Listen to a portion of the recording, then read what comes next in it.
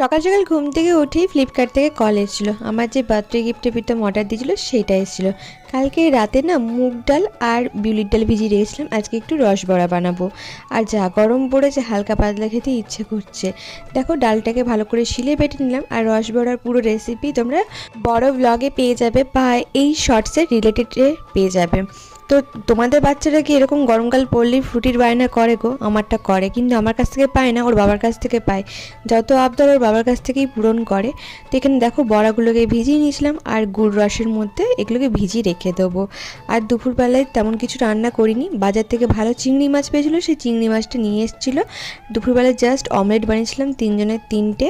তো সেই দিয়েই আজকে লাউ ডাল আর ডিমের অমলেট দিয়ে খেয়েছিলাম। অর্কর চুলটা বেড়ে গেছিলো, সেই জন্য কাটাতে গেছিলাম। আর প্রীতম অফিস চলে যাওয়ার পর আমি সব বোতলগুলোতে জল ভরে নিলাম। আর এই দিকে মজা দেখো, যে বাড়িতে থাকি সেই দিদির ছেলেকে কেমনভাবে মেয়ে সাজিয়ে দিয়েছে।